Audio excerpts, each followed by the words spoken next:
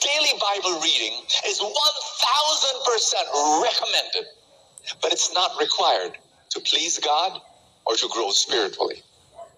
Hindi required ng Diyos ang magbasa at hindi nakakalugod sa Diyos ang magbasa. Hindi nakaka-grow spiritually magbasa. Lahat ng salitang yan, kasinungalingan yan ng isang taong walang unawa sa Biblia.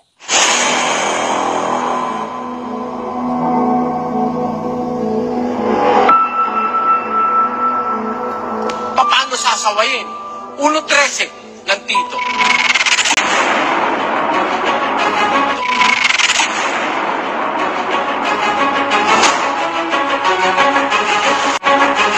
Sawayin mo, may kabatsikan sila upang magpakagaling sa pananampalataya. Gusto mong gumaling ang tao? Ang mali, sawayin. In the name of Jesus! Gusto namin kayong maligtas. Si Jesus Christ, dito na nakatira sa akin.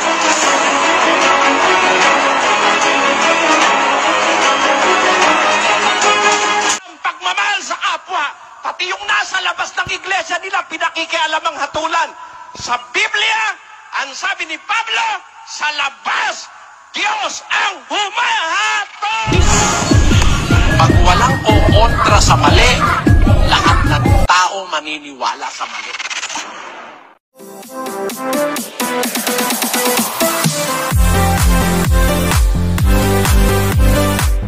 Alam niyo mga kaibigan, sa panahon ngayon, nakikita na natin yung critical na dinadaanan ng tunay na iglesia. Habang ang iglesia ay humahayo upang magtagumpay, humihigpit po yung mga kanyang dinadaanan. Kasi sa panahon ngayon, mga kaibigan, ay napakarami na pong masyado ang mga kinakaaway ng tunay na iglesia. Yun po yung iglesia ng Diyos na binuo niya o binili niya sa kanyang sariling dugo, no, mga kaibigan. At ang iglesia dumadanas ngayon ng napakaraming pagsubok. Dumagdag pa dyan, mga kaibigan, yung napakaraming lumitaw na mga bulaang mangangaral na kung saan sila yung humahadlang o nagpapalito sa mga gustong pumasok sa iglesia ng Diyos na buhay, mga kababayan. Buti na lang, mayroon tayong tagakita o nakapansin sa mga lihim na ipinapangaral ng mga bulaang mangangaral. At kung hindi mo kasi sisiya sa atin at kung ordinaryong mananamba ka lang o miyembro, hindi mo ito mapapansin yung mga ipinapakitang aral, itong mga bulaang mangangaral, kaya minsan madali ka nilang tangayin.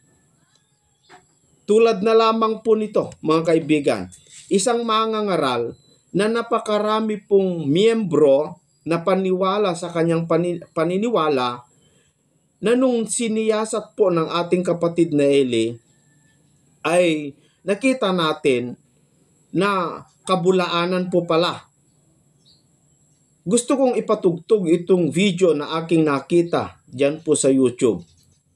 Isa ito sa mga napansin ni kapatid na Eli na maraming mga tagasunod, pero yung kanyang mga ipinapangaral, napansin ni kapatid na Eli, kabulaanan. Heto po mga kapatid, panoorin natin.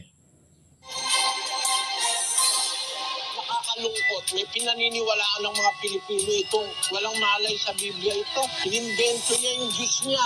Pakinggan niyo. Here's the truth. We become like the God that we worship. But not only that, the opposite is also true. The God that we worship, where does it come from? It comes from us.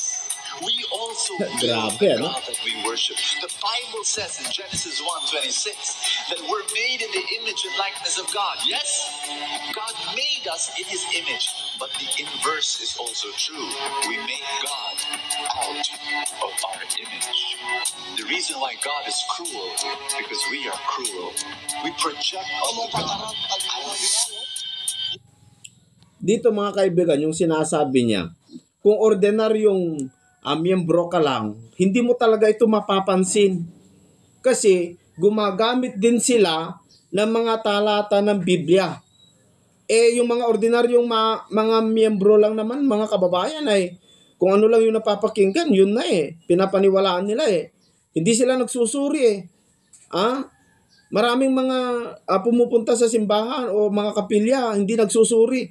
Kung ano lang yung napakinggan nila, ganun pala yon, ganun. Pero ano yung mali doon sa sinasabi nitong mangangaral na ito na napakaraming mga tagasunod? Pakinggan natin. Hindi ka na nahiya dyan. Libo-libo yan nakikinig sa'yo, ginagago mo. Ininterpret mo yung 1:26 of Genesis that God made us after His image. That's why, sabi niya, we are cruel, that's why God is cruel.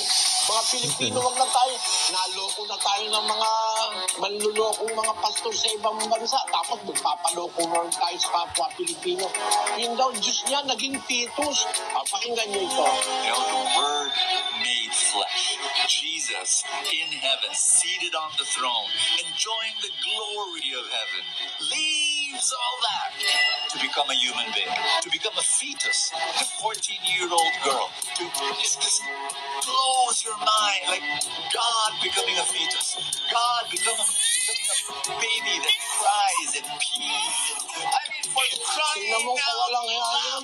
Wala sa Biblia yan, daldal lang ng daldal. Wala namang sinasabing talata Imagine, the creator of every atom, every material in the universe became a fetus in the womb of Mary and being delivered by Mary, passing through that canal, which is also the sexual organ of Mary.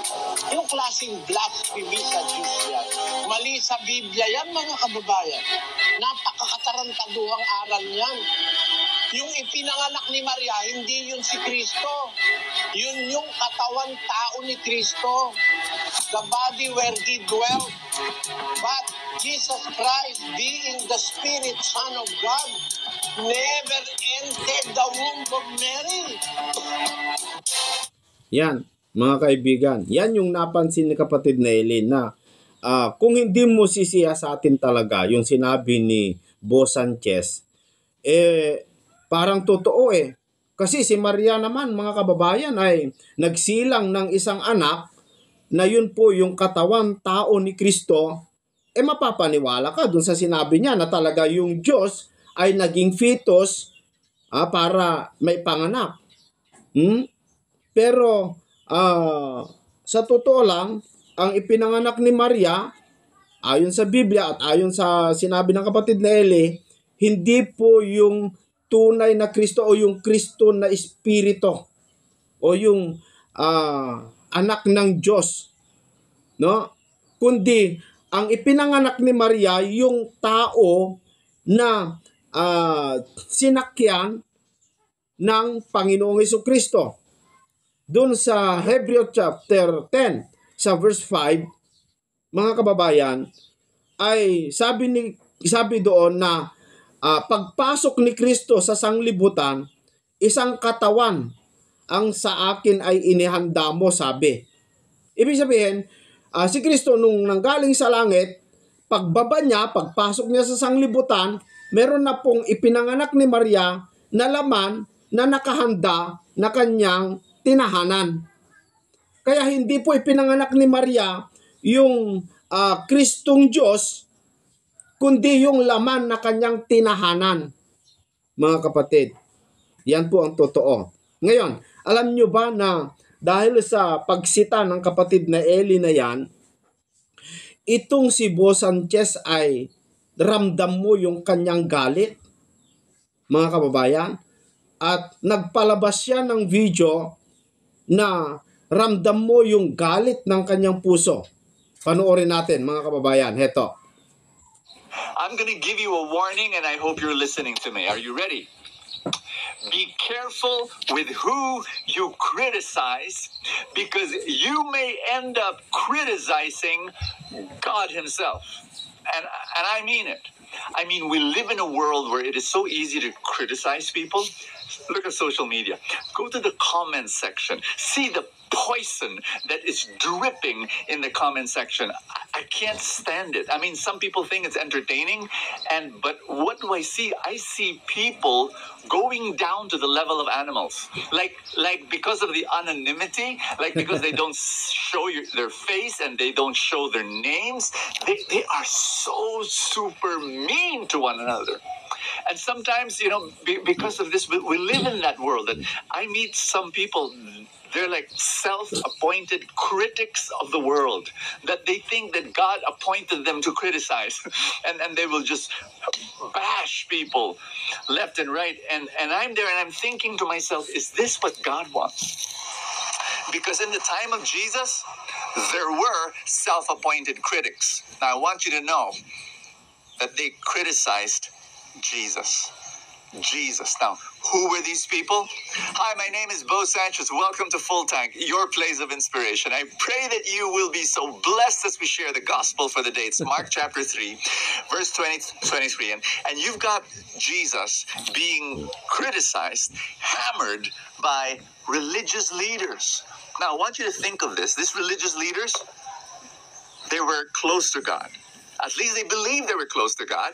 And every single day they were in the temple and they were praying and they were reading the text of the Holy Bible, at least the Old Testament.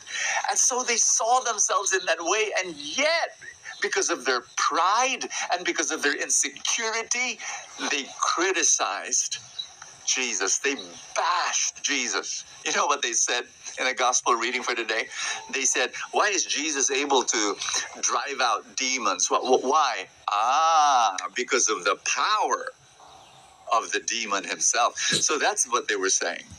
Now, the reason why I share that with you is because we cannot be so far off. We are people who it can be so easy, like when we experience some kind of success in our lives, it's so easy now to start looking down on people. It's so easy to look down on people who are different from us. And so what I'm going to share with you in a very practical way, how do we stop ourselves from becoming self-appointed critics like those Pharisees and those scribes and those religious leaders in the time of Jesus? How can we stop ourselves, prevent ourselves from criticizing Jesus? Because right now I believe that God is still moving. And so how do we stop ourselves from criticizing God's messengers, God's prophets, the work of God in this place? I'm going to share with you 3 things that you tell yourself so that you stop being judgmental and, better than thou. Number 1, are you ready? Say this to yourself. Before you want to blurt out your judgment, number 1, say, I don't know everything. And that's the truth. You and I were not omniscient. We do not know 1% of the situation. We know probably 0.00000 and a million more zeros, and then finally 1%. That's what we know of the situation. That's what we know of the person we're judging. That's what we know of his background. That's what we know of the thoughts that he's thinking. How dare we criticize when we know so little? And so say that to yourself always, always, always. I do not know everything. Say that. Second thing you need to tell yourself, I am not right every time. Because sometimes we're right. And we get cocky when we're right. And you get right 1, 2, 3 times and woo, I'm good. No, you're not right every time. Here's number 3. I am not everyone. I am not everyone. So number 1, I do not know everything. Number 2, I am not right every time. And number 3, I am not everyone. There are 8 billion people in this world. You know what? You may not like something. In YouTube, there's this dislike button, right? Dislike. And it's so easy to say dislike. But it might be something that you don't like, but guess what? It's blessing other people, because there are different people with different needs and different desires, and it's serving them. And I remember I was reading this hate comments to Joel Osteen, one of a very popular preacher, that he's, just not preaching the right gospel, and that he's a prosperity preacher. He's like Bo Sanchez, and and I was telling myself, yeah, it might not serve you, and you don't like what he's saying, but you know what? So many thousands of people going through depression, just receiving hope from him. And can we pray? In the name of the Father, and of the Son, and of the Holy Spirit, Jesus, help us to remove our pride and to humble ourselves so that we know our place and that we will not be self-appointed critics. Lord Jesus, give us humility, and we embrace it right now. Bless every person watching this video in Jesus' name. In the name of the Father, and of the Son, and of the Holy Spirit. God bless you. Yan. Pinapalabas niya, mga kaibigan, sa kanyang mga sinasabi. Siya yung totoo at si Brother Eli ang parisiyo. No? Si Brother Eli ang parisi, mga kababayan. Ayaw niya yung matutulan o makriticize, mga kababayan. Bakit nila ako krini-criticize, sabi niya. No? Alam niyo, mga kapatid, kaya ka nga tinutulan dahil yung pinapangaral mo na inosente ang mga taong tumatanggap dyan dahil hindi sila nagbabasa ng Biblia, dahil wala silang panahon. Ito naman kasi mga tao, kung ano lang napapakinggan, paniwalang-paniwala na, lalong-lalo kapag mayaman o nakapag-aral ng education yung mangangaral, paniwalang-paniwala naman sila. Na hindi naman yung napag-aralan nila dun po sa school, ang kailangan alamin dyan, kundi Biblia naman. No? Itong mga tao kasi kapag doktor o abogado yung nangangaral, paniwalang-paniwala kahit katarantaduhan na yung kanyang aral. Gaya naman yung criticize o tinutulan ng kapatid na Eli, na sinasabi nito na si Kristo ay yung Diyos na ipanganak at naging fetus at dumaan doon sa ari ni Maria. Ganyan yung kanyang aral. Pero wala naman tayong nakitang talata na kanyang binasa, mga kapatid. Kasi ang katotohanan dyan, si Kristo, mga kapatid, pagpasok niya mula sa langit, pagpasok niya dito sa lupa, meron nang naipanganak ni Maria na katawan na kanyang sinakyan. May nakahanda na katawan. Hebreo chapter 10 verse 5. May nakahandang katawan para kay Kristo. So ibig sabihin na ipanganak na nung pumasok si Kristo, nakahanda na yung katawan. Ngayon, para mas malinaw sa atin kung paano talaga criticize o tinutulan ng kapatid na Eli, may video pa akong ipapalabas ng kapatid na Eli na ito'y talagang mas maraming paliwanag ng kapatid na Eli, na mas maraming tutol sa taong ito, mga kababayan. Kaya ganyan ang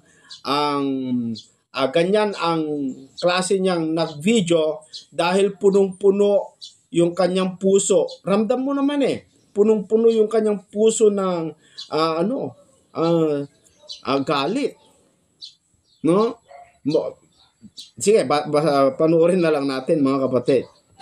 Daily Bible reading is 1,000% recommended, but it's not required to please God or to grow spiritually. Now, ask me, why? Yun daw pagbabasa ng Bible is 1,000% recommended.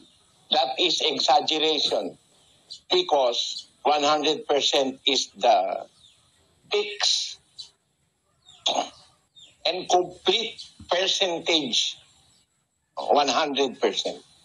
Kaya nga yung ginto, pag sinabing 99.99%, it is almost pure. Para gawin mo 1,000%, it is over-exaggeration. Pero ini-exaggerate niya something that he will later on erase. Masasabi ko, isa na naman forma ito ng stupidity o ng katangahan, kagaguhan. Bakit? Yes. Recommended daw ang 1,000% ang pagbabasa ng Biblia. But it does not please God. Imagine, isang mangangaral nagsasabing ang pagbabasa ng Biblia hindi nakakatuwa sa Diyos, hindi nakakapagpalugod sa Diyos. Bakit inutos ng Diyos yun? Utos yun eh. Oo. Basahin natin ang Timoteo. Ano ba naman itong taong ito? Dahil pa naman pinapaniwala eh.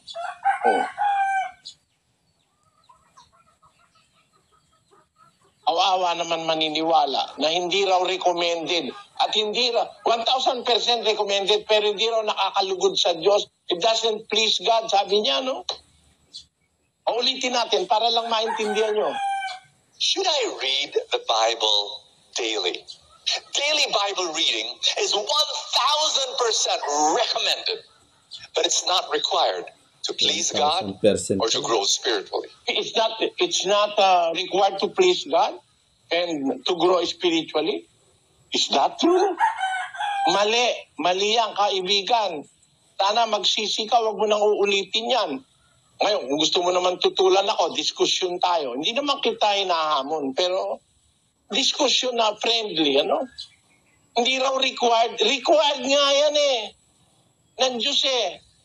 Gusto ng Diyos, binabasa mo ang kanyang salita, lalo na kung mangangaral ka eh. Oo. Ito sabi ng Diyos sa mangangaral. 4:13 ng unang Timoteo. Hanggang ako'y pumarian ay magsikap ka sa pagbasa, sa pangangaral, sa pagtuturo. Magsikap ka, sabi ng Diyos kay Timoteo, sa pagbabasa, sa pangangaral, sa pagtuturo. Magsikap ka riyan. Di recommended ang pagbabasa, hindi lang sa ministro, pati sa miyembro. Kolosas. Pakinggan niyo ang nakasulat sa 4:16. At pagkabasa ng sulat na ito sa inyo, ay ipabasa naman ninyo sa iglesia ng mga taga-Laodicea at basahin naman ninyo ang sulat na mula sa Laodicea. Recommended nga eh. Sabi ng salita ng Biblia. Pagkabasa ng sulat na ito sa inyo, ipabasa nyo sa mga taga-Laodicea. At basahin naman ninyo ang sulat sa Laodicea. Di ba pinapabasa? At kanino pinapabasa? At kanino magbabasa? Kanino pinapabasa? Basahin natin sa Efeso.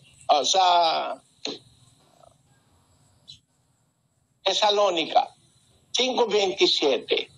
Idinadaing ko sa inyo, alang-alang sa Panginoon, na basahin sa lahat ng mga kapatid ang sulat na ito. Yung required yan eh, basahin ang sulat na ito. At doon ka nga mag-grow spiritually. Sabi nitong ating kaibigan, it is not required to please God and to grow spiritually. Why will the Bible tell us to read when it doesn't please God? Do you mean it displeases God? Naiinis ba ang Diyos pag nagbabasa ka ng kanyang salita? Oo nga. No? It doesn't please Him. You may be thinking of the opposite.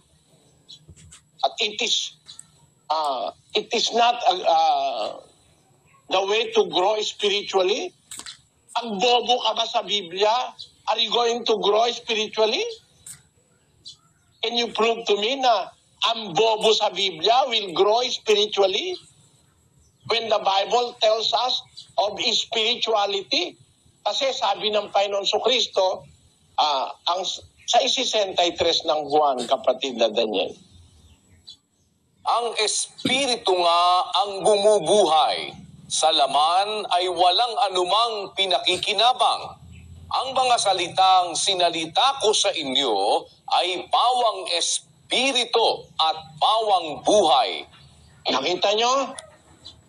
Yung espiritu, nalagay sa salita ng Diyos yun Para ikaw ay mapuno ng espiritu, dapat mapuno ka ng salita ng Diyos kasi every word of God represents a particular spirit from God. Ang espiritu ang bumubuhay. Sa laman, walang pinakikinabang. Ang salitang sinalita ko sa inyo, pawang espiritu at pawang buhay. Tapos sasabihin mo, hindi required na magbasa. Required nga yung ministro magbasa. Pati sa mga miyembro, pinapabasa yan. Bakit? To grow spiritually. Basahin natin ang 2 Timoteo 3, versikulo 15 hanggang 17. You will grow spiritually by reading the Bible. Let us read. Basahin natin, kapatid na Daniel. At mula sa pagkasanggol ay iyong nalalaman ang mga banal na kasulatan na makapagpapadunong sa iyo sa ikaliligtas sa Kapatid na Daniel, will you grow spiritually by reading the Bible? Yes. Certainly po, Brother Eli. Ang lagay nakasulat Hindi palagay, nakalagayan sa Biblia. Mula sa pagkasanggol, sabi ni Pablo kay Timoteo, sa pagkasanggol sa pananampalataya, sa pagkasanggol sa Christian faith. Kasi si Timoteo ay isang anak ng Grego. Hindi bihasa sa Biblia ang mga Grego nung araw, mga Hudyong nauna. Mula ang wika sa pagkasanggol sa pananampalataya ni Timoteo, nalalaman mo ang mga banal na kasulatan makapagpapadunong sa iyo sa ikaliligtas. So you will grow spiritually sa pamagitan ng banal na kasulatan. Tuloy natin, kapatid na Daniel. At mula sa pagkasanggol ay iyong nalalaman ang mga banal na kasulatan na makapagpapadunong sa iyo sa ikaliligtas sa pamamagitan ng pananampalataya kay Kristo Jesus. Ang lahat ng mga kasulatan na kinasihan ng Diyos ay mapapakinabangan din naman sa pagtuturo, sa pagsansala, sa pagsaway, sa ikatututo na nasa katuwiran. Ang kasulatan, ikatututo sa katuwiran, you will grow spiritually. Tapos, sa 17, kapatid na Daniel. Upang ang tao ng Diyos ay maging sakdal, tinuruang lubos sa lahat ng mga gawang mabuti. Nakita nyo, ang tao ng Diyos para masakdal, to grow spiritually, to grow into perfection, that the man of God may be perfect, thoroughly furnished unto all good works. In what works? Works that the Bible teaches us. Yes. Works that came from God. Sabi sa Biblia, all scriptures inspired of God is profitable for doctrine, for reproof, for correction, for instruction in righteousness. Kaya para sabihin ngayon ng isang umaakay sa kapwa na hindi kailangan ng pagbabasa ng Biblia to grow spiritually at hindi nakakatuwa sa Diyos, hindi raw nakaka-please ng Diyos ang pagbabasa ng Biblia, katarantaduhan niyang salita na yan. Hindi ko sinasabing tarantado ito, ha? Ang sinasabi ko, yung sinasabi niya, katarantaduhan yon. Yes. Na hindi natutuwa ang Diyos pag nagbabasa ka ng Biblia. Utos nga niya yung sa mga ngaral magbasa. Ano ang sabi ng Diyos sa mga nagbabasa at umuunawa sa Biblia? Apokalipsis 1:3. Mapalad ang bumabasa at ang nakikinig ng mga salita ng hula at tumutupad ng mga bagay na nangasusulat doon, sapagkat ang panahoy malapit na. Napalad pa nga yung bumabasa. Tapos ito yung ang mga ngaral na nangahas magbasa magturo ng Biblia, umakay ng kapwa, humingi ng pera, humingi ng ikapo, yumaman dahil sa taong tinuturuan niya. Tapos sasabihin mo ngayon ang isang bagay kontra sa Biblia. Kung ako miyembro mo, iiwanan kita. Bakit? Sukat sabihin mo yan, kontra sa Biblia yung sinasabi mo, ulitin natin. Hindi ako galit sa kanya, mga kababayan. Galit ako sa sinabi niya dahil laban sa Biblia. Should I read the Bible daily? Daily Bible reading is 1,000% recommended, but it's not required to please God or to grow spiritually. Kita mo katangahan niya? You will grow spiritually by... Dito naman kasi mga kaibigan, napakalaking punto, napakalaking puntos yung sinasabi ni Brother Eli. Walang kapunto-punto itong sinabi ni Boss Sanchez katulad sa mga pagpapaliwanag ng mga taga punto por punto na walang kapunto-punto. Mantakin mo, required nga talaga naman ang pagbabasa ayon sa mga talata, pero hindi naman po pala nakakapag-grow spiritually. Ba't ka pinagbabasa? So, yung mga punto ni kapatid na Eli, nakikita natin talagang sobrang tama Pero ito, wala Parang punto por punto ito. Yung mga taga punto por punto, walang kapunto-punto mga yan Ganyan kung mag-aral ng Biblia ay mangaral mga kapatid. Reading the Bible. Mapalad ang bumabasa. Sukat sabihin mo hindi required. Nire-require nga, pinapabasa nga Basahin sa lahat ng kapatid. At kung yung mga unang Kristiyano tumutupad, binabasa ba nila araw-araw ang Biblia? Basahin natin sa isang talata ng Gawa, 17 Gs. At pagdakay pinayaon sa gabi ng mga kapatid si Pablo at si Silas sa Berea, na nang dumating sila doon ay nagsipasok sa sinagoga ng mga Hudyo. Ngayon lalong naging mararangal ang mga ito kaysa mga taga-Tesalonika, sapagkat tinanggap nila ang salita ng buong pagsisikap at sinisiyasat sa araw-araw ang mga kasulatan, kung tunay nga ang mga bagay na ito. Araw-araw. Itong mga taga-Berea, naging lalong marangal sa harapan ng Diyos kesa sa mga taga-Tesalonika. Kasi nung tanggapin nila ang salita nitong mga taga-Berea, sinisiyasat nila araw-araw ang mga kasulatan. Do they read the Bible daily? Tapos ito ngayon ang mangangaral sa atin. Tapang naman ang nito. Tapang naman ang lakas naman ang loob nitong magsabi na hindi raw nakakalugod sa Diyos ang pagbabasa ng Biblia at hindi raw nire-require. Nako kapatid, kung kaharap ako nung sabihin mo yan, mapapahiya ka sa harap ng miyembro mo, tatanungin lang kita. Saan mo binasa yon?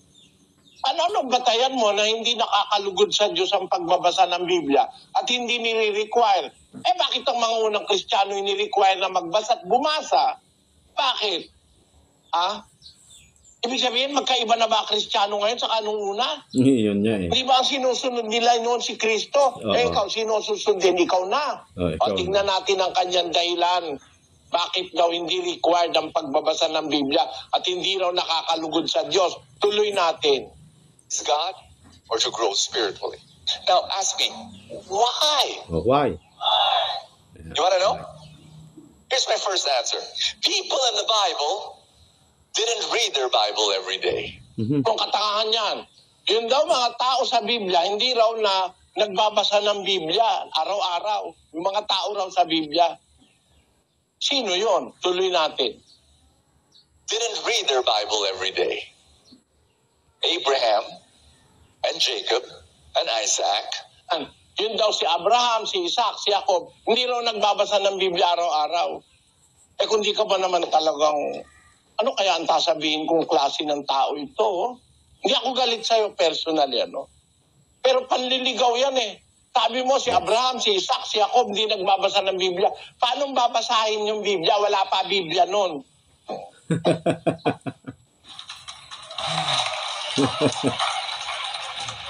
Kasi personal nakikipag-usap ang Diyos Bakit wala pa Biblia nun? Kasi nakikipag-usap ang Diyos sa kanila sa pamamagitan ng mga anghel at ng mga kasangkapan ng Diyos. Nakikipag-usap ang Diyos sa kanila. Nalalaman nila ang kalooban ng Diyos. magitan ng mga mensahe dinadala ng anghel. Oo. Kinakausap si Abraham ng anghel, kinakausap si Isaac, kinakausap si Jacob.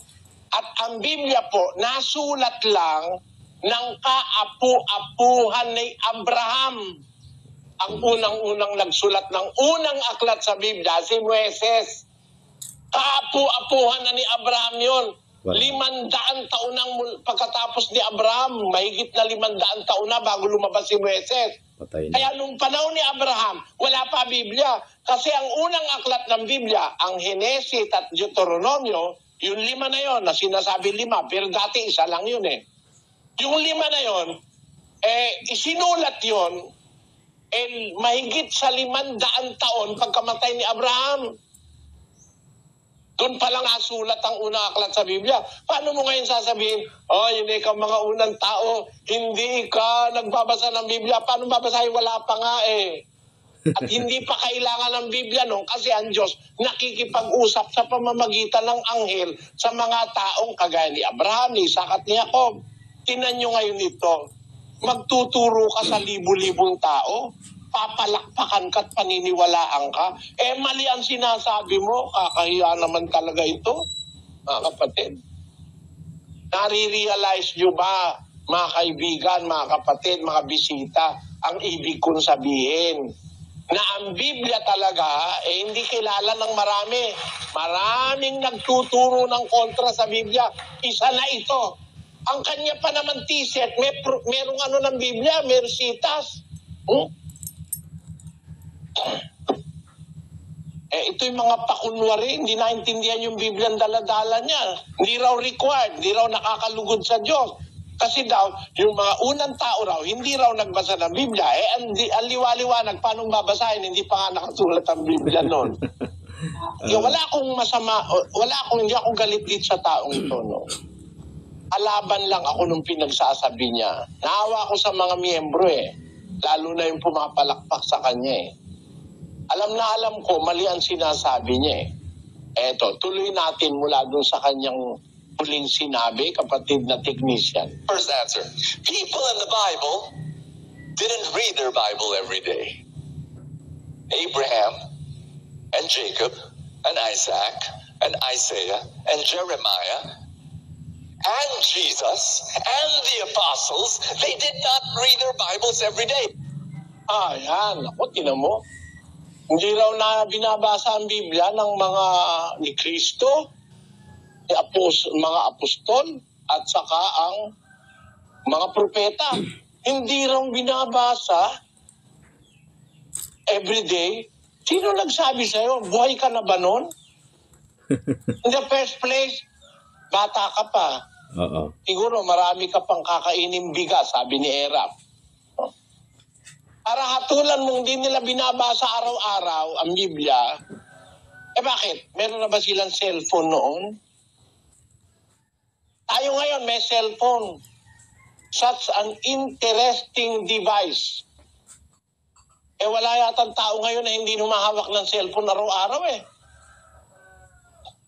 Minu-minuto nga At oras-oras hawak ka cellphone Dahil interesado tayo sa cellphone. Wala naman cellphone nung araw. Ang interest ng mga tao ng Diyos noon, yung salita ng Diyos. Para sabihin mo, hindi binabasa ng mga propeta ang Biblia, kagaya nila Jeremias, etc. Sino nagsabi sa'yo? Yung propeta na nga siya, binabasa niya pa yung kapwa niya propeta No? Basahin natin sa Daniel. 9:1 ng Daniel. Nang unang taon ni Dario na anak ni Asuero sa lahi ng mga taga-Media na ginawang hari sa kaharian ng mga taga-Kaldea. Nang unang taon ng kaniyang paghahari, akong si Daniel ay nakaunawa sa pamamagitan ng mga aklat ng bilang ng mga taon na sinalita ng Panginoon kay Jeremias na propeta. Dahil si Daniel propeta si Daniel. Hindi mo talaga matatalo si Brother Eli sa talata ng Biblia kasi kabisado niya ang mga talata, mga kaibigan. At bukod pa doon, nauunawaan pa niya yung mga talata. Kaya nga undefeated siya kung ituring sa debate. Dahil ito yung talagang taong talagang walking Bible na sinasabi na kahit meron kang nabasa sa Biblia na hindi mo nga alam kung saan nabasa mo yon, kaya niyang ilitaw parang computer nga no, mga kaibigan. Kaya hindi mo talaga matatalo si kapatid na Eli kung Biblia ang usapan, mga kaibigan. At bukod doon, talagang maliwanag kung magpaliwanag at kabisado niya, nauunawaan niya. Yung mga pastor kasi ngayon, matatalino din sa mga Biblia, kabisado din yung mga iba, pero hindi nila nauunawaan. Hindi katulad ng kapatid na Eli, mga kapatid. Gaya na lamang po sa pagtuligsa niya kay Bo Sanchez. Grabe, no? Pero, binigay niya pa peche. Sabi niya, ng unang taon ng kanyang paghahari ni Dario. Dario ba yung sinabi sa uno? Oo. No? Oo. Ng unang taon ng kanyang paghahari, akong si Daniel, propeta yan si Daniel nakaunawa sa pamamagitan ng mga aklat. Pinabasa niya mga aklat ng bilang ng mga taon na sinalita ng Panginoon kay Jeremias na propeta. Nakita nyo? Nagbabasa ang propeta ng aklat ng kapwa niya propeta. Sabi mo hindi nagbabasa? Eto, Ikalawang Pedro, Pedro. Ito, salita ni San Pedro to mga kapatid, Hindi ko salita ito. Siguro hindi naiintindihan ito, nitong kapatid na nangangaral na ito. Papaintindi natin pati sa kanyang mga miyembro.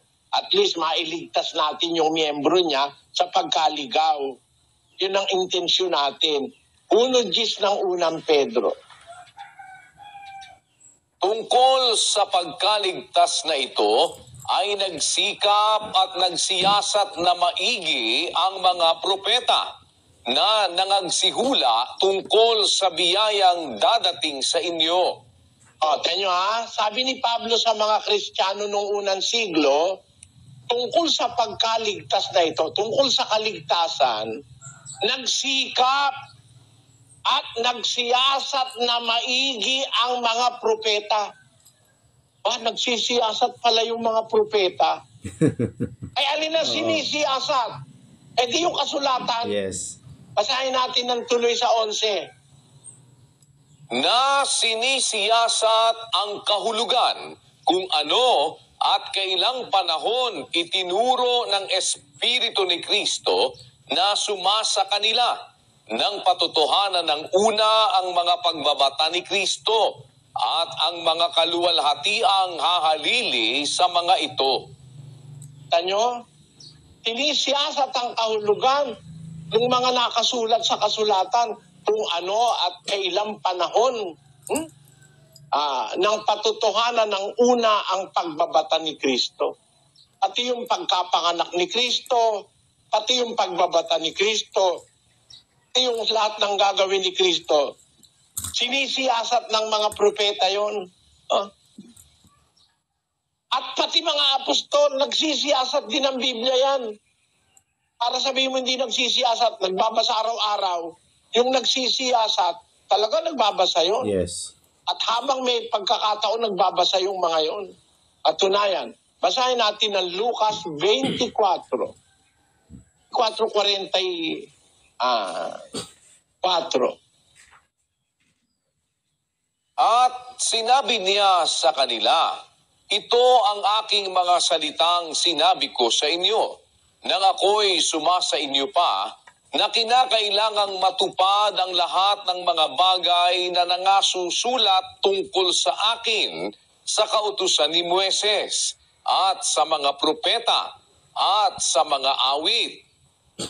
Nang magkagayoy, binuksan niya ang kanilang mga pag-iisip upang mapag-unawa nila ang mga kasulatan. Ayan, nagsisiyasat mga apostol, Oo. Mula doon sa paaklat ni Moises, sa awit, sinisiyasa, binabasa nila lahat ng mga aklat na available nung panahon nila. At ang ginawa ng Panginoon, binuksan niya ang kanilang pag-iisip para maunawa nila ang kasulatan. Kasi meron naman kasi nagbabasa, hindi nakakaunawa. Pag hindi ka binuksan ng Diyos ang isip mo, hindi mo maunawa eh. Kaya tinan nyo ang sabi sa 2 Korinto 3.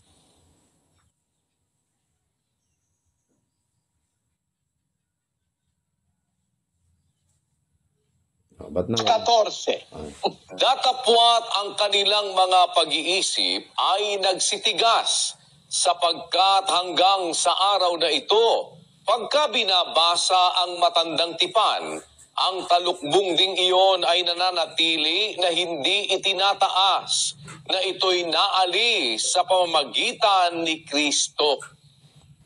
Datapwat hanggang sa araw na ito, kailanmat binabasa ang mga aklat ni Moises, ay may isang talukbong na nakatakip sa kanilang puso. Meron pa lang naman basa ng basa, pero hindi naintindihan kasi may talukbong ang kanilang puso. Kaya ang Biblia talaga binabasa yan eh. Hindi lang ng mga propeta, hindi lang ng mga apostol, pati yung mga taong hindi nakakaunawa, bumabasa rin eh. Pero pagka nakita ng Diyos, genuine ang interest mo, meron kang tama o talagang masiding pagnanais, makaalam ng kanyang salita, tutulungan ka niya sa pagbasa, bubuksan ang pag-iisip mo. Ito nga ito nga isang tao nagbabasa, hindi lang siguro araw-araw ito eh. Lahat ng pagkakataon, nagbabasa siya eh. Basahin natin sa isang talata ng Gawa, Kapitulo 8. Ito ang sinasabi ng ulat ni San Lucas. 8:26. Datapwat nagsalita kay Felipe ang isang anghel ng Panginoon na nagsasabi, "Magtindig ka, at ikaw ay pumaroon sa dakong timugan, sa daang palusong mula sa Jerusalem hanggang sa Gaza, na ito'y ilang." At siya'y nagtindig at yumaon, at narito ang isang lalaking taga-Ethiopia, isang bating na may dakilang kapamahalaan na sakop ni Candace, reyna ng mga Etiope, na siyang namamahala ng lahat niyang kayamanan. At siya'y naparoon sa Jerusalem upang sumamba. At siya'y pabalik at nakaupo sa kanyang karo at binabasa ang propeta Isaias. Pakita nyo itong bating, matatakutin sa Diyos ito. Meron siyang, malaki ang tungkulin niya kasi katiwala siya. Mayordoma siya ni Candace, reyna ng mga Etiope. Napakayaman ito. Nung siya pumunta sa Jerusalem para sumamba sa Jerusalem, babalik na siya sa Ethiopia, nakaupo siya sa kanyang karo. No? Binabasa ang propeta Isaias. Ayan ang ugali ng mga taong sa Diyos nung araw, magbasa ng magbasa eh. Kasi wala naman silang libangan, wala naman telebisyon. Dapat nga kahit may telebisyon ngayon, ang Biblia basahin mo eh. Yes. Kasi kung telebisyon lang ang panonoorin mo, kung ano lang mapapanood mo kuminsan, mga chismis, mga artista naghiwalay, tapos nagalit si ganon, kasi yung anak niya nagyabang nung sumikat, tapos nagkagusto yung anak niya sa kapwa babae, nalustay ang kayamanan, etc., etc., nag-away ngayon yung mag-ina. Yan ang mapapagkita mo sa telebisyon eh. Ano pakikinabangan mo ron?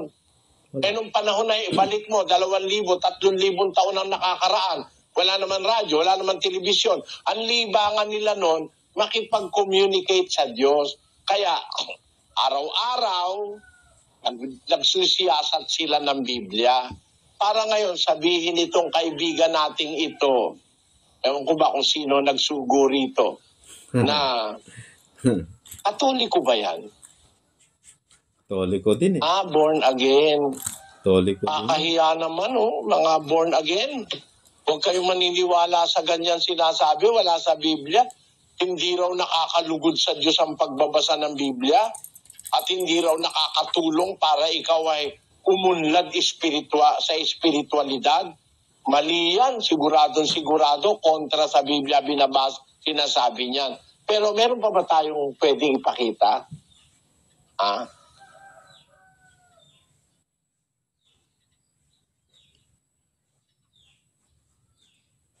And the apostles, they did not read their Bibles every day.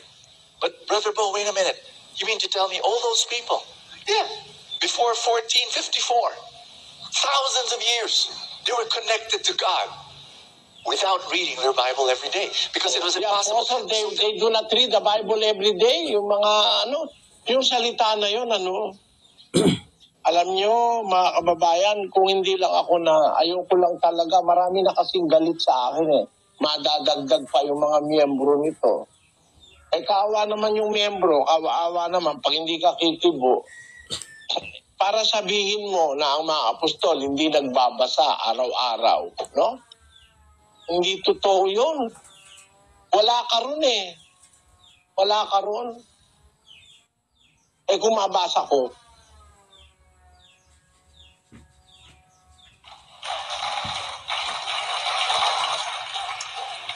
Yun nga wala rin ako ron. Gaya ng wala ka ron.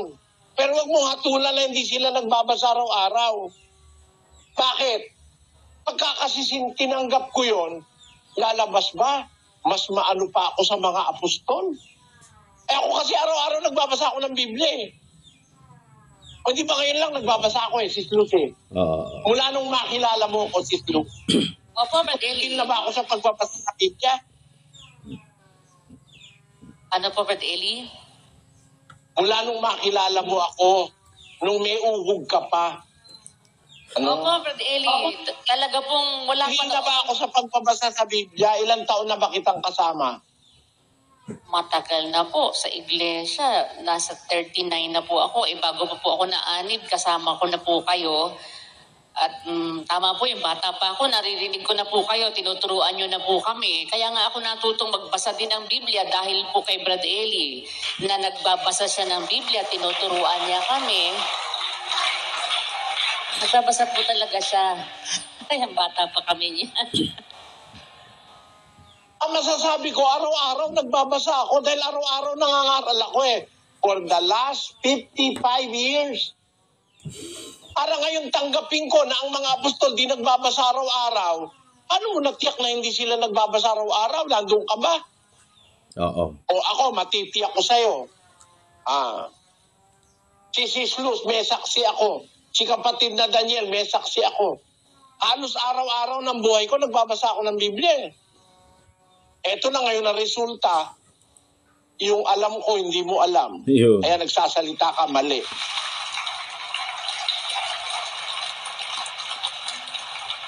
Yun ang diferensya, no? Hindi ako galit sa kanya. Naawa lang ko sa mga miyembro niya. Imbis na i-encourage niyang magbasa ng Biblia gaya ni Pablo, para bang dinidiscourage mo pa na hindi naman makakalugod sa Diyos yan. Sabihin mo na lang, mag-cellphone na lang kayo, malulugod ang Diyos sa inyo. Baka yun ang gusto mong sabihin. Kesa magbasa ng Biblia, mag-cellphone na lang. Mali yan, kapatid. Dapat encourage mo ang tao kung nagbasa ng Biblia.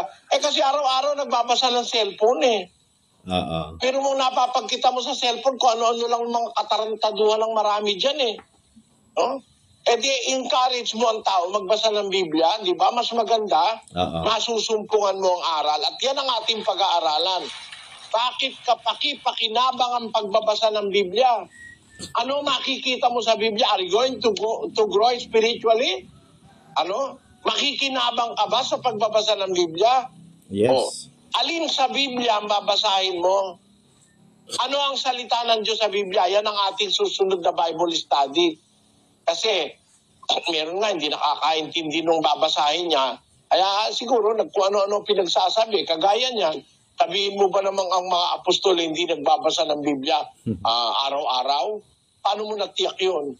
na hindi sila nagbabasa ng Biblia araw-araw. Inatasan sila ng Diyos na ang lahat ng kasulatan mapapakinabangan sa pagtuturo, sa pagsansala, sa pagsaway. Ang tao ng Diyos upang maging sakdal, tinuro ang lubos sa lahat ng gawang mabuti na nanggaling sa kasulatan. Kaya nga, ang sabi, mula sa pagkasanggol, iyong nalalaman ang banal na kasulatan, makakapagpadulong sa iyo. Kaya ang mga apostol nagbabasa. Si Kristo nagbabasa rin. Sabihin mo hindi nagbabasa si Kristo. Basahin natin ang 4:16 ng Lucas. At siya'y napasa Nazaret na kaniyang nilakhan, at ayon sa kaniyang kaugalian, siya'y pumasok sa sinagoga ng araw ng Sabat at nagtindig upang bumasa. Yan. Tamo, kaugalian na ni Kristo, pumunta sa sinagoga para bumasa. Kasi noon ang Biblia ay nasa mga sinagoga iniingatan. Wala namang maraming Biblia no, nasa bahay-bahay meron ka makikita. Mahirap nun ang mag-produce ng Biblia kasi sulat kamay lang, walang imprenta nun eh. Kaya ang karamihan sa Biblia, nasa sinagoga, may tagapag-iingat. No? Ang ginagawa ng Panginoon Kristo, pupunta siya sa sinagoga para magbasa, binabasahan niya yung mga tao. Tapos tuloy. At ibinigay sa kanya ang aklat ng propeta Isayas, at binuklat niya ang aklat na nasumpungan niya ang dakong kinasusulatan. Binigay sa kanya aklat, binuksan niya, at kanyang binasa yung dakong kinasusulatan ukol sa hula sa kanya. Nung matapos siyang magbasa at magpaliwanag, anong nangyari sa 19? Sa 20. At binalumbon niya ang aklat at isinauli sa naglilingkod at naupo. At ang mga mata ng lahat ng nangasa sinagoga ay nangakatitig sa kaniya. At pagkabasa niya, binalumbon niya uli kasi yung aklat noon, hindi naman gaya na aklat ngayon eh. Noon binabalumbon, kaya nga scroll eh. Isinoli sa naglilingkod at naupo. Ibig sabihin, nung araw mga kapatid, ang Panginoon Kristo nagbabasa ng Biblia. Kaya nga kabisado niya Biblia eh. Si Kristo. Basahin natin. Sa isang talata ng Biblia, kaya lang kailangan talaga nagbabasa ka eh. Ito yung hindi nagbabasa, hindi niya alam yung binabasa ko. Kasi kung itong binabasa ko, alam niya, di niya sasabihin yun eh. Yes. No? Si Kristo yung nagbabasa eh. Mateo 19, versikulo 4. At siya'y sumagot at sinabi, hindi ba ganinyo nabasa na ang lumalang sa kanila buhat sa pasimula ay sila'y nilalang niya na lalaki at babae? Yung ba nabasa na ang lumalang sa kanila? Dapat magbasa ka talaga. Yes. Sinasabi ni Kristo, yung ba nabasa? Nakasulat yan eh. Binasa ko na nga yan eh. Yung ba nabasa na lumalang sa kanila buhat sa pasimula? Sila'y nilalang na lalaki at babae at sinabi. Dahil dito, iwan ng lalaki ang kanyang ama't ina at makikisama sa kanyang asawa at ang dalawa magiging isang laman. Kaya nga hindi na sila dalawa. Tamo, binasa ni Kristo. Ano yung kasulatan? Kabisado niya eh. At sinabi niya, hindi na sila dalawa, kundi isang laman. Ang pinapagsama nga ng Diyos ay huwag papaghiwalay ng tao. Nako, nakipagdiskusyon ng mga Hudyo. Sinabi niya sa kanila, sinabi nila sa kanya, bakit ipinagutos ni Moises magbigay ng kasulatan sa paghihiwalay at ihiwalay ang babae? Sinabi niya sa kanila, dahil sa katigasan ng inyong puso, pinaubaya sa inyo ni Moises, hiwalayan ninyo ang inyong asawa. Datapat sa pasimula, buhat ng pasimula ay hindi gayon, sabi niya. Ano? Ang lahat ng pangangatwiran ni Kristo galing sa kasulatan. Yes. Kasi, kabisado niya, nung tuksoin siya ng dyablo, ang ginagamit niya, nasusulat, sabi niya sa dyablo. nasusulat. Lahat ng isagot niya sa Diablo, kasulatan. No? Tapos ito ngayon, mangangaral na millennial. Hindi kailangan na hindi required ng Diyos ang magbasa at hindi nakakalugod sa Diyos ang magbasa. Hindi nakaka-grow spiritually magbasa. Lahat ng salitang yan, kasinungalingan yan ng isang taong walang unawa sa Biblia. Tama nga naman, no? Yung mga tuligsa ng kapatid na Eli. Dapat lang tuligsain yung mga ganong klaseng mangangaral. Kasi si Bo Sanchez, mga kababayan, gumagawa siya, nagpapakalat siya ng lagim talaga. Bakit po? Kasi yung ginagawa niya, hatol po yun, paghatol. Bawal po ng Biblia yon, bawal po ng Diyos yon. Yung humatol ka sa hindi matuwid na paghatol. Maganda sana kung matuwid yung kanyang paghatol pero yung hatol niya hindi matuwid na ang nagbabasa ng Biblia ay bagamat ito'y 1000% recommended, pero hindi ito nakakapag-grow spiritually. Ba't pa ni-recommended at 1000% pa kung hindi naman po pala nakakalugod sa Diyos? Kaya tama yung tuligsa ni kapatid na Eli. Kasi hinahatulan ni Bo Sanchez yung mga tao ng Diyos. Mantakin mo, humatol ka na nga ng tao, mga tao pa ng Diyos. Dapat manginig yung ganitong klaseng pangangaral, no, mga kababayan. Kasi yung video na pinakita natin na video ni Bo Sanchez na pinansagot niya dito sa video ng kapatid na Eli, kung hindi siya makatutol sa mga sinabi ni kapatid na Eli, pinatutsadaan na lang. Sinabi niya, marami daw lumitaw ngayon, sabi ni Bo Sanchez, na mga nambabas sa kanya para i-criticize siya. Tulad daw siya ni Kristo, na si Kristo binabas o krini-criticize ng mga religious leader gaya ng mga Fariseo. Kaya ganun daw ang nangyayari kay Bo Sanchez ngayon, ayon sa video niya na pinalabas natin kanina. Pero alam niyo mga kaibigan, naman yun, no? Inihalin tulad mo na nga yung sarili mo kay Kristo pa, tapos hinahatulan mo, hindi nagbabasa ng Biblia. Pero napatunayan sa videong ito na si Kristo at mga apostol, mga propeta, talagang required at talagang nakakapag-grow spiritually yung pagbabasa ng Biblia.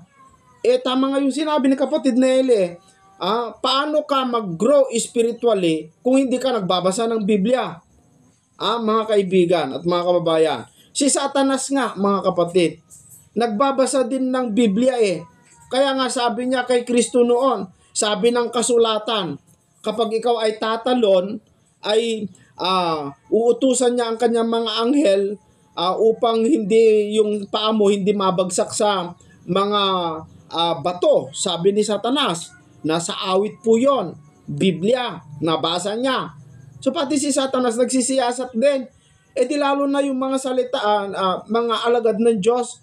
Kasi kung si Satanas gumagamit ng salita ng Diyos para banatan yung mga tunay na anak ng Diyos, lalo dapat ang Kristiyano magbasa ng Biblia. Kasi mga kababayan, ang dapat natin ipanlaban sa pagiging Kristiyano natin, yung tabak ng Diyos, na yun po yung salita ng Diyos. Kaya nga sabi ni Pablo, kunin ninyo na pinaka-swords o pinakatabak ninyo sa sa iyong pakikipagbaka, na yun po yung salita ng Diyos. So yung salita ng Diyos, yun po yung pinakatabak natin. Yun po yung weapon ng Kristiyano. Kaya kailangan magbasa ka, kailangan malaman mo, mga kaibigan, no? Kaya nga si Kristo nilabanan ni Satanas, no? Sa Mateo chapter 4, nilabanan ni Satanas si Kristo. Ayon sa kasulatan, yung bato magiging tinapay, no? Ganun no? Pero ang Panginoong Jesucristo mas magaling sa tabak. Kasi siya mismo yung tabak ng Diyos, mga kababayan. Itong mga propeta din, nagsisiyasat, napatunayan natin sa pamamagitan ng video ng kapatid na Eli. At saka, itong mga apostol, at hindi lang mga apostol, pati yung mga miyembro, yung mga taga-Berea, araw-araw nga yung bating, nagbabasa nga Kaya lang, hindi niya nauunawan, pero mayroon siyang interes na maunawa. Nagbabasa na nga si bating, yung bating, yung eunuko, hindi pa niya sapat na nauunawaan. Ikaw, hindi ka nagbabasa, di lalong-lalo, wala ka na talagang unawa, mga kaibigan. Tapos sabihin mo ba, discouragein mo pa yung miyembro mo na hindi po magbasa, dahil hindi naman po yan nakakalugod sa Diyos at hindi nakakapag-grow spiritually, talagang walang talatan yan, mga kababayan at mga kapatid. So, binanatan din, pinatutsadaan din ni Boss Sanchez si kapatid na Eli, pero walang talata at hindi na nga niya mabigkas si kapatid na Eli kasi hindi sapat yung kanyang pagsagot. Kaya ramdam mo nga yung kanyang yung puso niya may galit kay kapatid na Eli. Kasi napahiya doon sa kanyang mga pinangaral Nakasulat pa naman yung 1 John doon sa kanyang t-shirt, hindi pala nauunawaan, no, mga kaibigan, ayon sa video na ating nakita. So, talagang itong mga taga punto por punto, no, wala talagang kapunto-punto ang kanilang mga ipinupunto, mga kababayan. So, ito, napakalaki na naman tayong natutunan dito. Ang ating natutunan?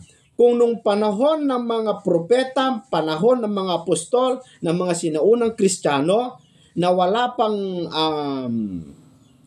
pinagkakaabalahan, tapos hatulan mo na hindi nagbabasa ng Biblia, parang sinasabi mo na rin, inahatulan mo lahat ng mga miyembro mo sa ngayon. Kasi marami na pong hadlang sa pagbabasa ng Biblia Yung mga gadget ngayon, napakalaking hadlang yan para hindi ka magbasa ng Biblia yung mga cellphone, mga laptop, internet, napakarami. Bagamat andyan din yung mga salita ng Diyos, pero wala talagang interest ang tao kasi itong mga ibang mangangaral dinidiscourage magbasa Walang interest ang mga tao. Tingnan mo yung mga programang tulad nito. Marami bang nanunood? Wala mga kababayan. Hindi interesado ang mga tao.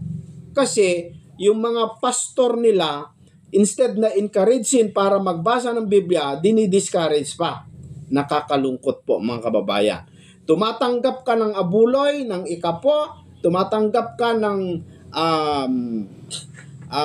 offering sa inyong mga miyembro, tapos hindi mo ipinapangaral ang tama, totoo, katakot-takot na kasalanan ang haharapin mo sa white throne judgment ng Diyos sa isang mangangaral.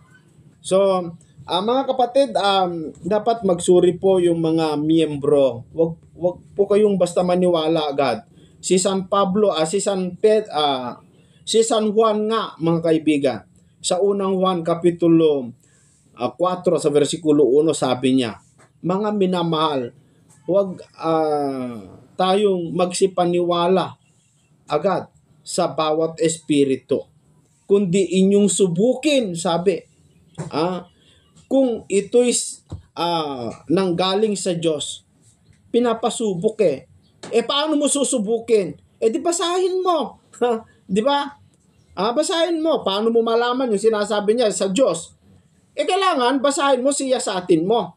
Kaya nga yung mga Pariseo nung araw, yung mga sinisiyasat nila ang kasulatan sapagkat inaakala nila na ang kanilang mga buhay ay nandoon.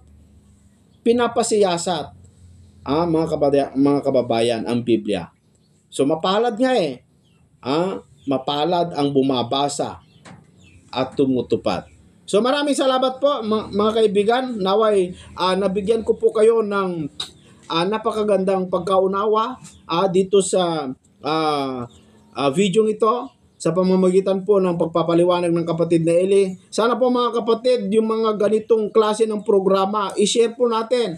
At hinihiling ko po mga kababayan, yung mga viewers po natin na hindi pa po nakapag-subscribe, sana po mag-subscribe po kayo bilang suporta po ninyo at pakibahagi nyo na po ito sa mga tao, no? Mga kaibigan, kasi ito yung mga dapat na malaman ng mga tao kasi sa panahon natin ngayon, marami na pong lumitaw na mga kumakalaban sa tunay na iglesia ng Diyos na nasa Biblia. Maraming salamat po hanggang sa susunod, mga kaibigan. Pagmamahal sa kapwa, pati yung nasa labas ng iglesia nila, pinakikialamang hatulan. Sa Biblia, ang sabi ni Pablo, sa labas, Diyos ang humahatol. Tinanggap yung walang bayad, ibigay yung walang bayad. Kung sugo ka ng Diyos, binabayaran ba ang pagiging sugo o hindi? Kung walang bayad ang pagkasugo mo, ang aral mo dapat walang bayad. Amen? Kung nagpapabayad, antikristo o hindi? Pag walang o kontra sa mali, lahat ng tao maniniwala sa mali.